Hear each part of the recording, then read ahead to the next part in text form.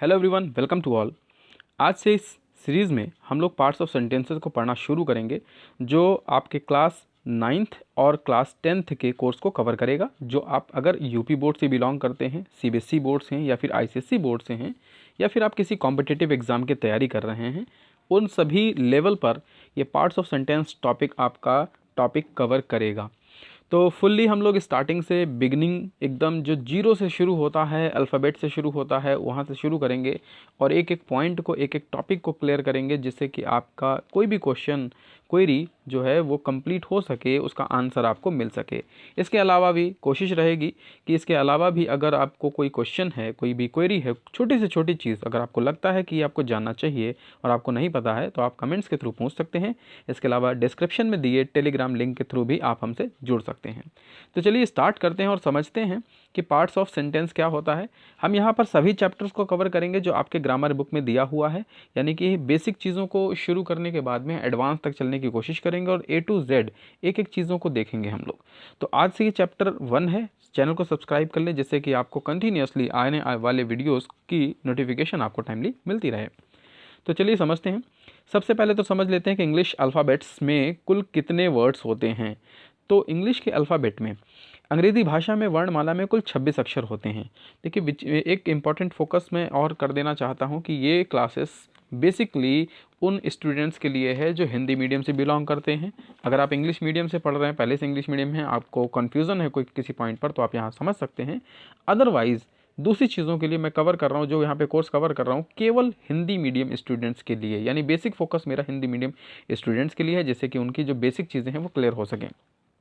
तो अंग्रेज़ी भाषा वर्णमाला में कुल 26 लेटर्स होते हैं। हम सभी ने पढ़ रखा है, ए से लेकर जेड तक लेटर्स होते हैं।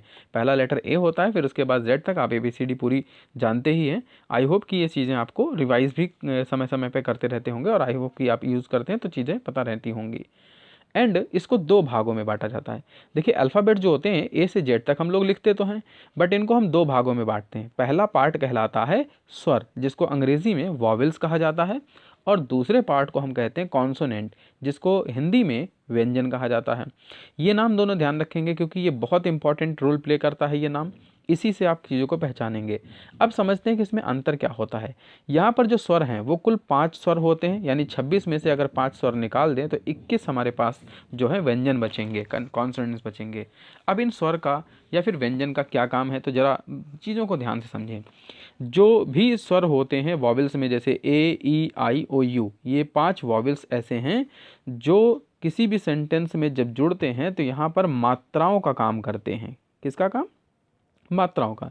जैसे एग्जाम्पल के तौर पे अगर आप इसको पार्ट्स को बोलें, तो हिंदी में जब हम उच्चारण करके बोल रहे हैं, देखो पा पे बड़ा की मात्रा और उसके बाद ऊपर ला लगेगा, ट पार्ट्स, इस तरह से बोला जाएगा। तो टा के ऊपर ला लगेगा, पार्ट्स। हम जब इस तरह से बोलेंगे तो देखिए, पा के ऊपर बड़ा की मात्रा लगाने के लिए ए का यूज़ किया, फिर आर ऊपर गया, TS लिख दिया गया। इसी तरह से ज़रा देखिए, अगला लिखा है सेंटेंस, तो स तो लिखा है, S से स हो गया। मान लीजिए स पे ए की मात्रा लगानी थी, तो किससे निकल रहा है? ए से, ई से, तो सेन। और उसके बाद टेंस में भी देखिए, ट में ए की मात्रा बन रही है ई से, तो सेंटेंस।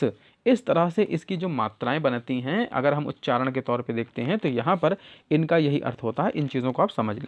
अंग्रेज़ी में जब इसको यूज़ करते हैं तो हम लोग वहाँ पर इसका प्रोनाउंसिएशन जैसा वहाँ पे दिया होगा, यानी उच्चारण, कोई भी शब्द लिखा होगा, जब आप उसे पढ़ोगे, जैसे यहाँ अंग्रेज़ी में लिखा है वॉवेल्स, तो इसको वॉवेल्स बोल रहे हैं। यहाँ पे लिखा है चैप्टर, तो हम इसको चैप्टर बोल रहे हैं। फिर यहाँ पे कॉन्सोनेंट लिखा है तो कॉन्सोनेंट बोल रहे हैं। और देखिए, जितने भी आप वर्ड्स देखते हो उसके अंदर कहीं ना कहीं वॉवेल्स ज़रूर होता है। कॉन्सोनेंट और वॉवेल्स से मिलकर ही कोई सेंटेंस फॉर्म होते हैं, यानी बिना किसी कॉन्सोनेंट के या बिना किसी वॉवेल्स के कोई भी वर्ड जो हैं बनाए नहीं जाते हैं। तो ये बिल्कुल बेसिक चीज़ थी, बिल्कुल एकदम ज़ीरो की चीज़। अब आगे धीरे धीरे हम समझेंगे कि चीज़ें कैसे कैसे हमें कवर करनी है। टॉपिक हम पढ़ रहे हैं पार्ट्स ऑफ सेंटेंस, तो ध्यान रखेंगे कि हम सेंटेंस में कोई छोटे छोटे जो पार्ट्स होते हैं उनको डिवाइड करते हैं, तो कैसे वो चलेगा, कैसे हमें समझना है। तो जैसे कि हम देखते हैं कि वॉवेल्स जो है 5 होते हैं और कॉन्सोनेंट 21 होते हैं, यानी 21 होते हैं। इन चीज़ों को आपको ध्यान रखना है, काफ़ी काम आता है। कॉम्पिटिटिव एग्जाम में अक्सर करके पूछा जाता है कि कॉन्सोनेंट की संख्या कितनी है, तो आपको पता होना चाहिए 21। वॉवेल्स की संख्या पूछी जाती है तो वहाँ पर आप तुरंत आंख बंद करके आप मतलब एक आंसर कर सकते हैं कि 5 होती है। इसी तरह से वर्ड्स जो होते हैं, जब फॉर्म होते हैं, लेटर्स जो भी होते हैं, जो वर्ड्स होते हैं इनमें जैसे ए है, एक वर्ड है, लेटर है, शब्द है, और इसका जो सार्थक समूह होता है वो एक अर्थ स्पष्ट देता है। लेटर्स जो होते हैं सारे सारे मिलकर एक कोई ऐसा अर्थ निकालेंगे जिसका कोई मीनिंग होगा। अभी जैसे हम बोलना चाहें कोई एग्जाम्पल के तौर पे, जैसे लिखा है कैट, तो कैट हमें पता है ना क्या चीज़ होती है। अगर हम ये वर्ड बना रहे हैं तो इससे क्या चीज़ पता चल रही है, हमें ये पता चलना चाहिए। अभी मान लीजिए हम ऐसे करके कुछ भी लिख दें, हमने बी ई और ए करके एस लिख दिया, बेस, बी ई एस लिख दिया। अब अगर इसका कोई अर्थ नहीं है इस वर्ड का तो ये वर्ड नहीं कहलाएगा। तो ध्यान रखना कि जब भी हम कुछ वर्ड बनाते हैं उसका कोई अर्थ निकलना चाहिए। अर्थ का मतलब ये है कि उससे हमें किसी चीज़, किसी वस्तु, किसी व्यक्ति या फिर किसी घटना का पता जरूर चल जाए कि वो है क्या। जैसे कैट से पता चल गया हमें बिल्ली की बात कर रहे हैं, टेबल से पता चल गया कि हम कुर्सी की, टेबल की बात कर रहे हैं, चेयर से पता चल गया कि हम कुर्सी की बात कर रहे हैं। इसी तरह से बहुत से वर्ड्स होते हैं जिनसे हमें यह पता चलता है कि किसी वर्ड की, किसी चीज़ की हम बात कर रहे हैं। तो जब हम यहाँ पे कैट बोल रहे हैं तो कैट एक जानवर का नाम है। जब हम टेबल बोल रहे हैं तो यह एक वस्तु का नाम है, और ऐसे हम चेयर बोल रहे हैं तो एक वस्तु का नाम है। तो किसी भी वर्ड से हमें मिलकर जब वो मिलाकर कोई चीज़ बनाई जाती है, उससे हमें किसी वस्तु का पता चल जाए तो वो एग्जैक्टली वही चीज़ कहलाता है यहाँ पर वर्ड। तो ये चीज़ आई थिंक आपको क्लियर हो रही है। अगर क्लियर हो रही है तो लाइक एक बार वीडियो को कर दें सभी लोग। चलिए अब आगे समझते हैं कि सेंटेंस क्या होता है। तो सेंटेंस समझिए, सेंटेंस क्या होता है कि जब भी हम कोई एक लाइन बोलते हैं, उस लाइन से अगर कोई भी हमारी बात को समझ जाए, जैसे अगर एग्जाम्पल के तौर पे मैं कहूँ कि मैं आपको पढ़ा रहा हूँ, इससे आपको समझ में आया ना मैंने क्या कहा आपको। तो ये जो आपको समझ में आई मेरी बात एक लाइन बोलने पर, तो वही सेंटेंस जो मैंने बात बोली है वो सेंटेंस कहलाता है। हिंदी में से हम वाक्य कहते हैं, अंग्रेज़ी में बस यही चीज़ हम ट्रांसलेट कर देते हैं, इंग्लिश में बोलने लगते हैं। तो हिंदी में जब हमारी कमांड अच्छी होती है तो हम अच्छे से बोल लेते हैं, हमें पता होता है कि हम क्या बात कहना चाहते हैं और कैसे बोलना है, हमें मात्राएं लगाकर हम बोल सकते हैं इस तरह से। मगर अंग्रेज़ी में उसी चीज़ों को हमें ग्रामर के रूल के अकॉर्डिंग समझना होता है। तो जब भी सेंटेंस की हम बात करते हैं तो सेंटेंस क्या होता है, एक ग्रुप ऑफ वर्ड्स होता है which makes a complete sense is called a sentence, जिसे एक पूरा भावनात्मक एक अर्थ निकलता है, पूरा भाव निकलता है उससे, यानी बात को सामने वाला हमारी समझ जाए, ऐसा कोई अगर हम लाइन बोलते हैं तो वो हमेशा कहलाएगा सेंटेंस। तो आई थिंक ये चीज़ क्लियर हो रही सभी को। अब उदाहरण के तौर पे जरा समझिए, अगर हम बोल दें, ये लिखें कि Ram is writing a letter, example के तौर पे समझ रहे हैं कि Ram is writing a letter, तो अब इस बात से हम समझ रहे हैं कि राम एक पत्र लिख रहा है। लेटर का मतलब पत्र होता है, राइटिंग का मतलब लिखना, इज़ का मतलब है, और राम नाम है यहाँ पर। तो इस तरह से जब हमने ये बात कही कि Ram is a writing a letter, तो यहाँ पर हमें बात समझ में आ गई ना कि राम क्या कर रहा है। अगर मान लीजिए हम इतना सेंटेंस बोल दें राम इज़, तो राम इज़ का मतलब क्या हुआ, कोई बात क्लियर नहीं हो ना। फिर उसमें हम बोलें कि राइटिंग अ, अब राइटिंग अ में क्या होता है, लेटर लिख रहे हैं, किताब लिखने को कह रहे हैं, कॉपी में लिखने को कह रहे हैं। इससे अगर बात क्लियर नहीं हो रही तो छोटा सा अगर हम कुछ वर्ड इसका बोलेंगे तो वो कंप्लीट सेंस नहीं दे रहा है। तो जब भी हम कोई भी लाइन बनाते हैं तो वो पूरी लाइन बनने के बाद में एक अर्थ देना चाहिए, तभी वो सेंटेंस कहलाएगा। अगर हम उसको टुकड़ा कोई लिख देंगे तो वो सेंटेंस नहीं कहलाएगा। तो आई थिंक ये चीज़ें आपको क्लियर हो रही हैं। अब हम देखिए इन्हीं चीज़ों को समझते हैं पार्ट्स में, बट इसके पहले समझ लेते हैं और उदाहरण कि कौन कौन से टाइप के सेंटेंसेस हमें देखने को मिलते हैं। हर एक सेंटेंस में कुछ ना कुछ प्रकार के टेंस होते हैं। अब टेंस क्या होता है इसे हम लोग आगे अभी समझेंगे, लेकिन इसके पहले अभी हम उदाहरण समझ लेते हैं कि टेंस कौन कौन से, सेंटेंस कौन कौन से हैं। हाउ प्रिटी शी इज़, वह कितनी सुंदर है। प्रिटी का मतलब सुंदर होता है, हाउ का मतलब कितनी, शी लड़की के लिए कहते हैं, और इसका मतलब है। तो जब हम किसी से कहते हैं वह कितनी सुंदर है, तो इस तरह से बोलेंगे हाउ प्रिटी शी इज़। देखिए यहाँ पर आप थोड़ा सा फोकस करेंगे मेरे साथ में तो आपकी स्पीकिंग भी जो है इम्प्रूव होती रहेगी। अभी आप एक लिटरेचर को पढ़ रहे हो, लैंग्वेज को पढ़ रहे हो लिटरेचर के लिए, दैट मीन्स कि आप लिखने के लिए पढ़ रहे हो, बट आप थोड़ा सा फोकस मेरे साथ करके चलोगे तो जो भी आपको लाइनें अंग्रेज़ी में बोलनी है वो भी आप बोल सकोगे। जैसे कोई लड़की सुंदर है तो आप उसे बोल सकते हो हाउ प्रिटी शी इज़। इसी तरह से अगला लाइन है आर यू हंग्री। आर का मतलब होता है, बहुवचन के लिए प्रयोग करते हैं। यू तुम के लिए कहा जाता है, सामने वाले व्यक्ति के लिए, और हंग्री का मतलब भूखा।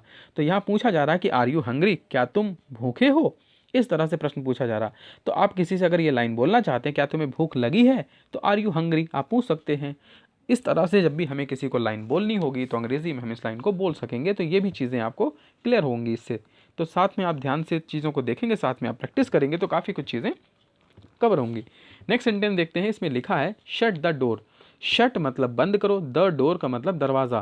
तो तो ये ऑर्डर देते हुए किसी से अगर हम कहेंगे दरवाज़ा बंद करो, तो बोलेंगे हम शट द डोर, इस तरह से। तो ये सब सेंटेंस के एक किसी सेंटेंस के उदाहरण हैं, ये एग्जाम्पल हैं।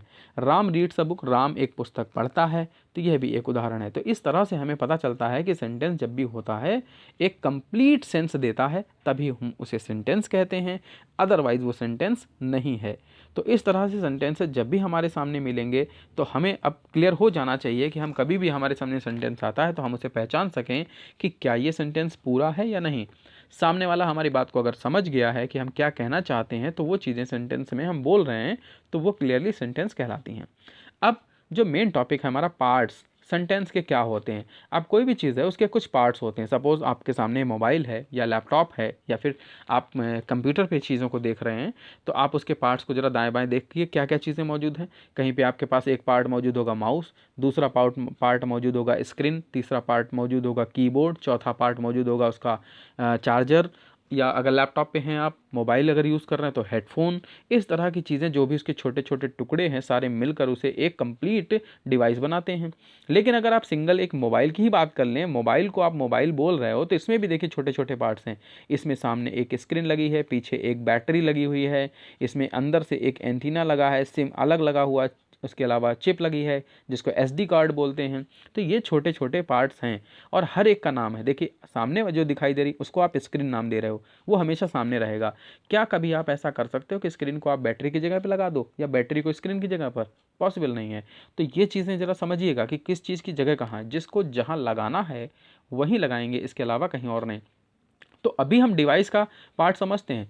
फिर उसके बाद में पीछे देखिए बैक कवर दिया होगा जो कवर करता है आपके बैटरी को। इसके अलावा उसमें स्क्रीन के पीछे या फिर जहाँ पे ट्रॉली है, जहाँ सिम डालते हैं आप, उसका सिम की ट्रॉली है, फिर सिम लगाते हैं, फिर उसके बाद चिप है, SD कार्ड जिसे बोल रहे हैं।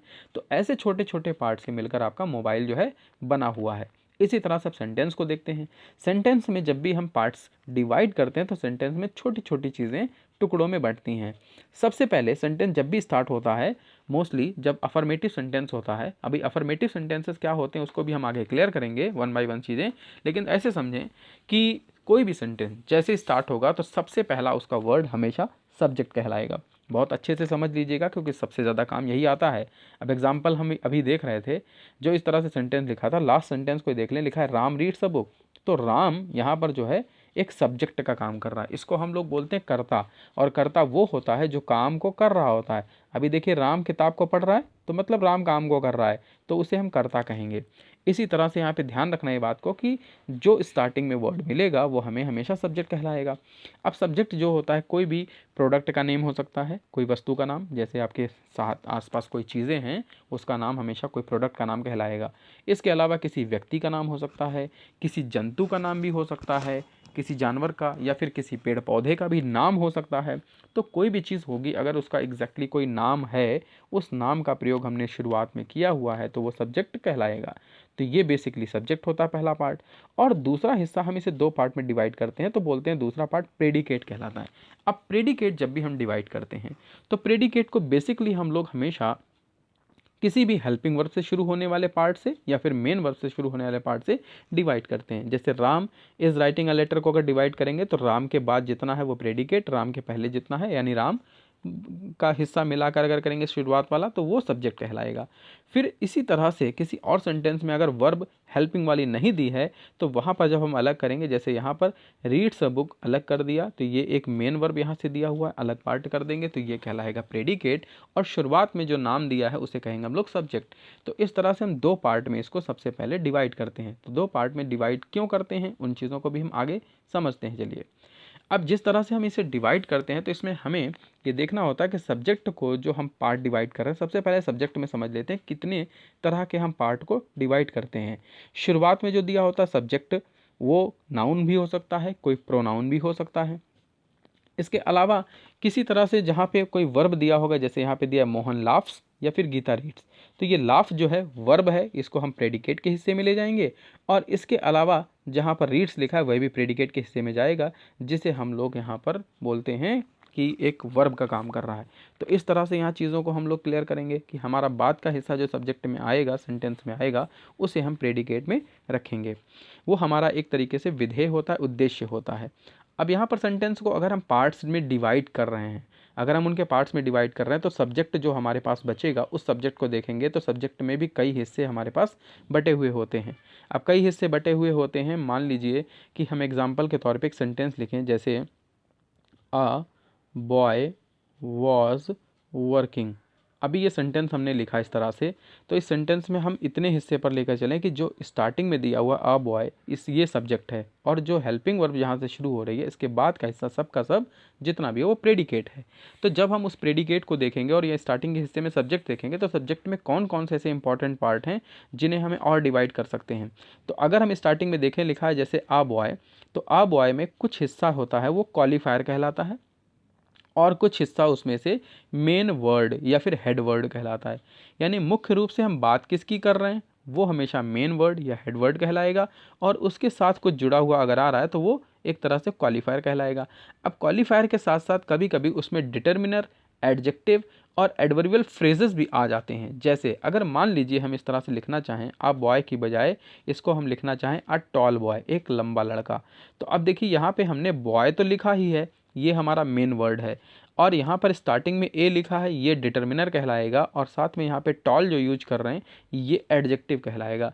एडजेक्टिव हमेशा इसी वर्ड की, यानी जो मेन वर्ड होता है उसी की अच्छाई या बुराई बताने वाला कोई एक वर्ड होता है जो उसी के बारे में हमें एक्स्ट्रा डिस्क्रिप्शन दे रहा होता है, जिससे हमें पता चलता है कि उसके बारे में और जानकारी क्या दी गई है। तो ये चीज़ एडजेक्टिव कहलाएगी। हिंदी में इसको विशेषण कहते हैं और यहाँ पर एडजेक्टिव कहा जाएगा इंग्लिश में जब हम इसे पढ़ेंगे। और इसके बाद में फिर मेन वर्ड रहता है, कई बार इसमें एडवर्बियल एडजेक्टिवल फ्रेजेस भी होते हैं, यानी छोटे पार्ट्स में एक फ्रेज बना दिया जाता है कई बातें। जैसे मान लीजिए एग्जांपल के तौर पे हम लिखें अ टॉल बॉय की जगह पर अ टॉल इंडियन बॉय। अभी हमने थोड़ा सा इसको और जोड़ दिया, अ टॉल इंडियन बॉय। अभी हमने लिखा अ, तो ये हो गया डिटर्मिनर, टॉल लिखा तो ये एडजेक्टिव हो गया, इंडियन इसी के बारे में और डिस्क्रिप्शन दे रहा है तो वो भी एडजेक्टिव का पार्ट हो जाएगा। लेकिन टॉल इंडियन पूरा वर्ड मिलके एक एडजेक्टिवल फ्रेज बन जाएगा। तो इस तरह से हम सेंटेंसेस में इसको पार्ट्स में डिवाइड करते हैं। तो आई होप कि आज के इस क्लास में आपको पार्ट्स ऑफ सेंटेंस के पार्ट्स ऑफ सब्जेक्ट का हिस्सा समझ में आया होगा, क्लियर हुआ होगा। इस चीज़ों को हम छोटे पार्ट में वीडियोस के थ्रू समझेंगे, वन बाय वन सारी चीज़ों को क्लियर करेंगे। नेक्स्ट वीडियो में इसके आगे का पार्ट आप देखेंगे, parts of speech, parts of sentence के जो भी हिस्से होते हैं उन चीज़ों को हम आगे क्लियर करेंगे। तो ऐसे ही बने रहें हमारे साथ में और चैनल को सब्सक्राइब कर लें, साथ ही साथ हमारे टेलीग्राम चैनल को भी ज्वाइन कर लें, जिससे कि आपको हमारे फर्दर अपडेट्स टाइमली आपको मिलते रहें। Stay happy, stay safe and keep watching Google IQ।